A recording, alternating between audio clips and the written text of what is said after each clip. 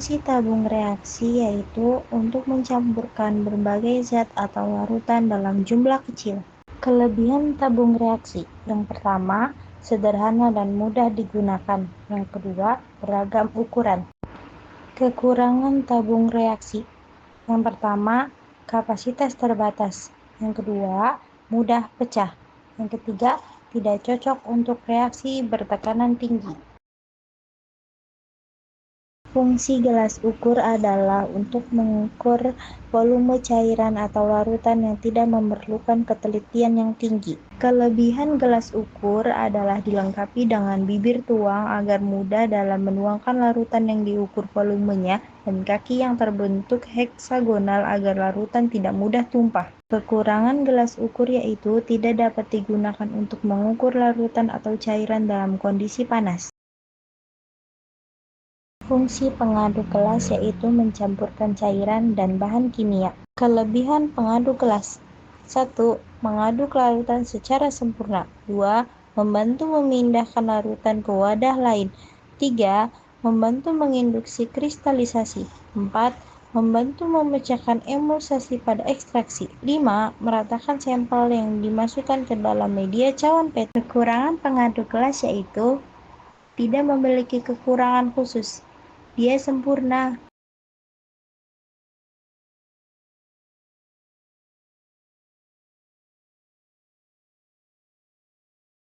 Botol penimbang. Botol penimbang memiliki fungsi dapat digunakan untuk menimbang bahan kimia dalam jumlah kecil dengan akurasi tinggi. Kelebihan dari botol penimbang: yang pertama, dirancang untuk akurasi tinggi dalam penimbangan. Yang kedua, memungkinkan ukuran yang tepat dari bahan kimia. Kekurangan dari botol penimbang: yang pertama adalah fragile jika terbuat dari kaca. Yang kedua, membutuhkan kalibrasi secara berkala.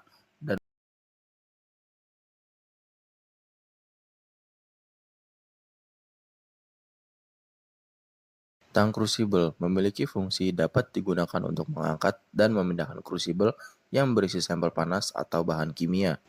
Kelebihan dari tang crucible yaitu: pertama, mencegah paparan langsung tangan ke suhu tinggi.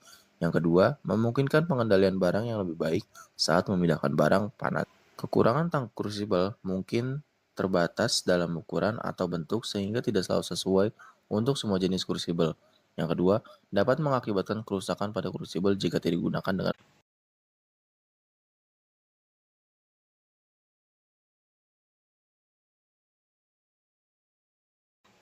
Bunsen. Bunsen memiliki fungsi menghasilkan api untuk pemanasan, sterilisasi, dan proses kimia lainnya. Bunsen memiliki kelebihan sebagai berikut. Yang pertama, fleksibel dalam pengaturan nyala api yang tinggi ataupun rendah. Yang kedua, memudahkan kontrol suhu. Bunsen memiliki kekurangan sebagai berikut. Yang pertama, memerlukan sumber daya gas, biasanya gas alam, untuk beroperasi. Yang kedua, resiko kebakaran jika digunakan tidak dengan hati-hati.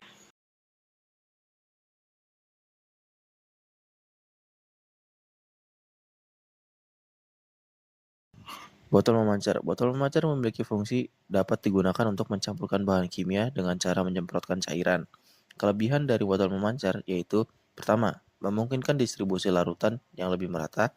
Yang kedua, ideal untuk aplikasi yang memerlukan presisi dalam jumlah cairan yang digunakan.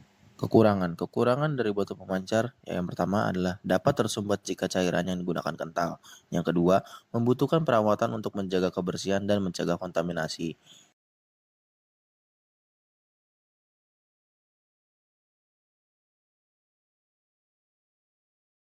Spiritus, nama kimianya adalah etanol atau alkohol. Nama dagangnya adalah spiritus. Bersifat cairan tidak berwarna, berbau alkohol, mudah menguap. Kemudian kegunaan: digunakan sebagai bahan bakar, pelarut, dan antiseptik. Bentuk senyawa C2H5OH. Molekul 46,07 gram per mol. Kelebihannya mudah didapat, multifungsi. Kekurangannya memiliki sifat inflamabel dan berpotensi berbahaya jika terhirup.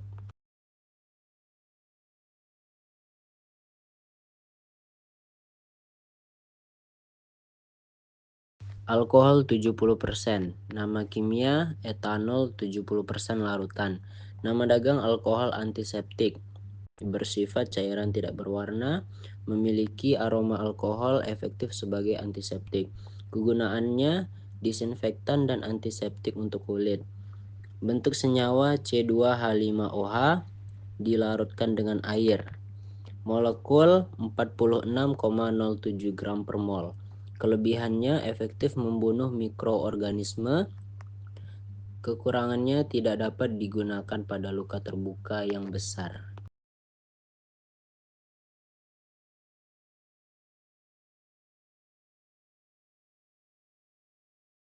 Metanol. Nama kimianya adalah metanol. Nama dagang metil alkohol, bersifat cairan tidak berwarna, berbau khas, sangat beracun. Kegunaannya bahan baku industri, pelarut, dan bahan bakar. Bentuk senyawa CH3OH. Molekul 32,04 gram per mol. Kelebihannya dapat digunakan sebagai bahan bakar alternatif. Kekurangannya beracun dan dapat menyebabkan keracunan jika tertelan.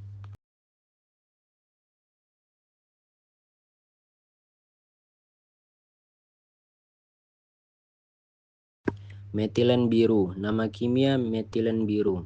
Nama dagang metilen blue. Bersifat zat pewarna biru, larut dalam air, tidak berbau. Kegunaan digunakan dalam histologi, pewarnaan sel, dan sebagai antiseptik. Bentuk senyawa C16H18C1N3S.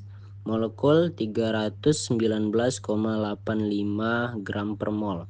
Kelebihan berguna dalam diagnosa dan penelitian. Kekurangan dapat beracun dalam dosis tinggi.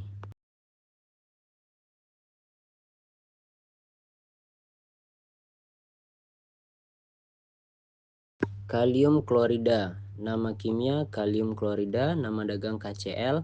Sifatnya garam kristal, larut dalam air, tidak berwarna.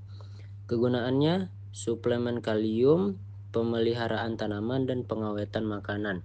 Bentuk senyawa KCl, molekul 74,55 gram per mol. Kelebihan sumber kalium yang baik. Kekurangan dapat menyebabkan ketidakseimbangan elektrolit jika dikonsumsi berlebihan.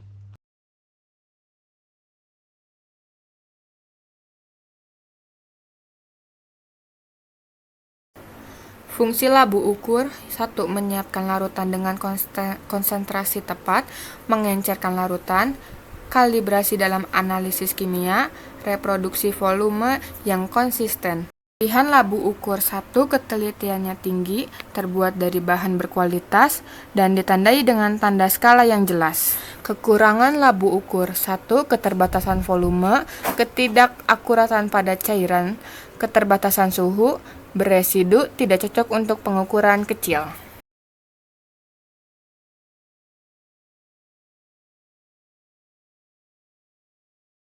Fungsi cawan uap: menguapkan pelarut, kristalisasi larutan, pemanasan bahan kimia, dan uji titik didih atau perubahan massa. Kelebihan cawan uap: 1. Tahan terhadap suhu tinggi, stabil secara kimia, memfasilitasi penguapan cepat, tersedia dalam berbagai ukuran, dan mudah dibersihkan. Kekurangan cawan uap: rentan pecah, keramik lebih berat dan rapuh, pemanasan tidak merata pada beberapa jenis bahan cawan uap, butuh alat tambahan, dan mentransfer cairan.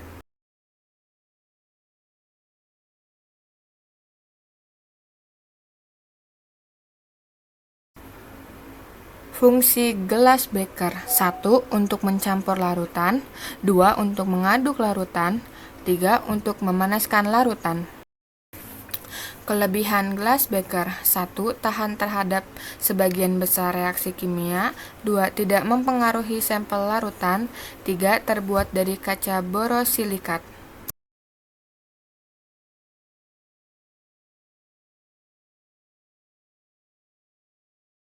Alat selanjutnya ialah pipet tetes.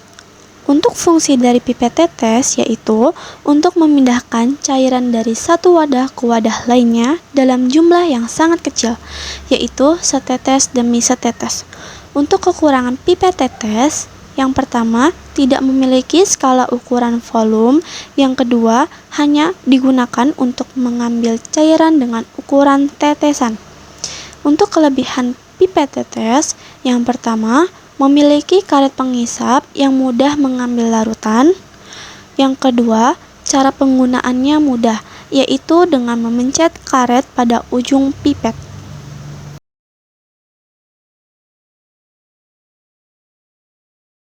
Corong. Fungsi dari corong ialah 1. Memindahkan cairan atau bubuk ke dalam wadah dengan bukaan yang sempit. Kedua, memindahkan zat kimia dalam bentuk cairan atau serbuk dari satu wadah ke wadah lainnya tanpa berceceran. Ketiga, melakukan penyaringan atau filtrasi, terutama corong dengan permukaan yang berpori. Keempat, sebagai tempat meletakkan kertas saring. Untuk kekurangan dari corong ialah berpotensi pecah jika tidak ditangani dengan benar.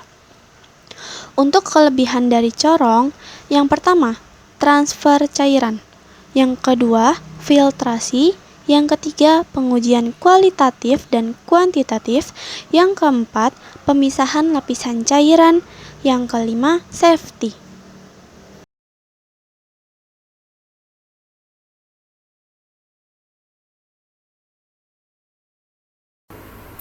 Fungsi dari sarung tangan lateks yang pertama melindungi dari zat kimia, 2 melindungi dari kuman, 3 melindungi dari benda tajam, 4 menjaga kebersihan, 5 memberikan grip yang lebih baik. Kelebihan dari sarung tangan lateks yang pertama perlindungan dari kontaminasi, 2 tahan air, ketiga memberikan kenyamanan, keempat biaya yang digunakan lebih rendah, dan yang kelima fleksibel. Kekurangan dari sarung tangan lateks yang pertama, keterbatasan akan daya tahan. Ia tidak bisa dipakai berulang kali, hanya dalam jangka waktu tertentu. Yang kedua, dapat menimbulkan reaksi alergi. Ketiga, menimbulkan keringat. Yang keempat, dapat menimbulkan pencemaran lingkungan. Dan yang kelima, keterbatasan terhadap bahan kimia yang akan digunakan pada laboratorium.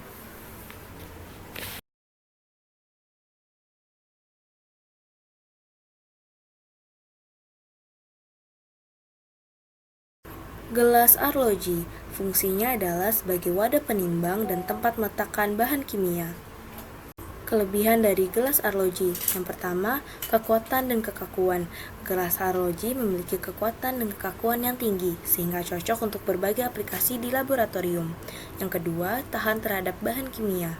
Yang ketiga, gelas arloji tahan terhadap bahan kimia yang biasa digunakan di dalam laboratorium sehingga kualitas sampel dapat terjaga. Untuk kekurangan, gelas arloji tidak memiliki kekurangan yang khusus.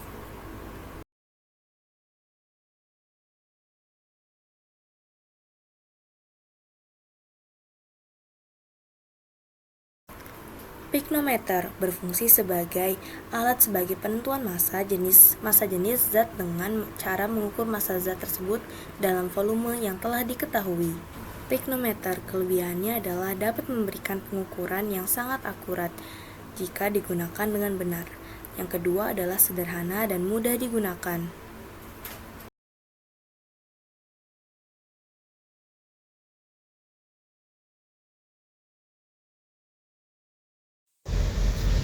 Pipet volume. Fungsi mengambil larutan dan mengukur volume larutan pada berbagai skala atau ukuran dengan ketelitian tinggi. Cara penggunaan: sebelum menggunakannya, lakukanlah pembersihan. Pipet bersih berguna untuk memastikan tidak ada zat sisa yang mempengaruhi pengukuran. Selain itu, lakukan pengisian. Pasang pengisi pipet di bagian atas pipet. Pengisi akan menarik cairan hingga tanda kalibrasi. Pastikan dasar meniskus lengkung cairan sejajar dengan tanda kalibrasi. Hal ini dilakukan untuk membacanya secara akurat. Posisikan mata sejajar dengan tanda dan hindari kesalahan paralaks. Setelah itu dilakukan pengeluaran. Keluarkan cairan dengan hati-hati ke dalam wadah penerima. Setelah seluruh larutan terkuras, sentuhkan ujung pipet ke sisi wadah untuk menghilangkan tetesan terakhir. Sebagai catatan, jangan meniup cairan keluar dari ujung pipet. Pasalnya, hal ini akan diperhitungkan dalam kalibrasi. Terbuat dari gelas kaca, kekurangannya tidak seakurat pipet volumetrik dan sulit digunakan untuk mengukur volume cairan yang sangat kecil. Kelebihan: sangat akurat dan dapat digunakan untuk mengukur volume cairan yang sangat kecil.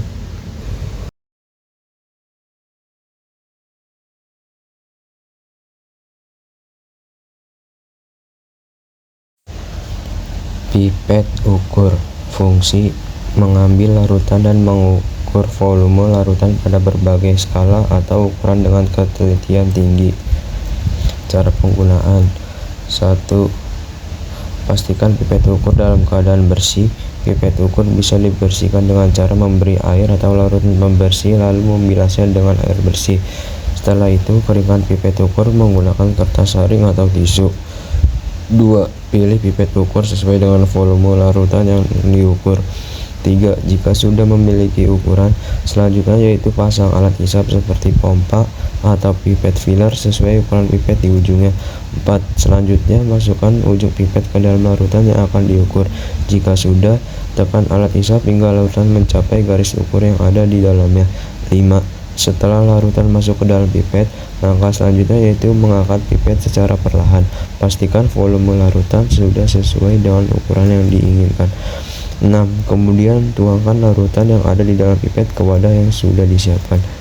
Terbuat dari plastik dan kaca. Kelebihan: memudahkan kita dalam analisa pengujian di laboratorium, terutama saat pengambilan sampel cairan dengan volume tertentu. Kekurangan: tidak seakurat pipet volumetrik dan sulit digunakan untuk mengukur volume cairan yang sangat kecil.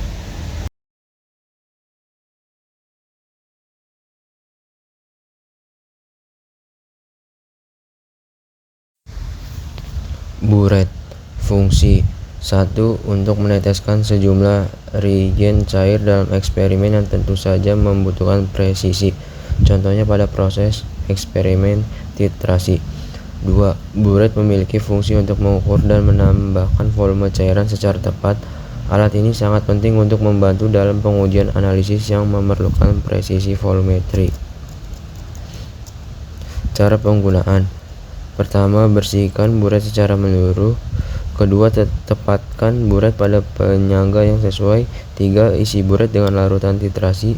4. Pastikan tidak ada gelembung udara. 6. Biarkan cairan menetes perlahan. 7. Tambahkan larutan titrasi. 8. Baca volume cairan yang tersisa. 9. Bersihkan buret. Terbuat dari kaca. Kelebihan: terdapat keran dan lubang yang lurus untuk membuka dan menutup celah pada ujung buret sehingga cairan di dalam buret dapat keluar sedikit demi sedikit untuk memperoleh titik titrasi suatu zat.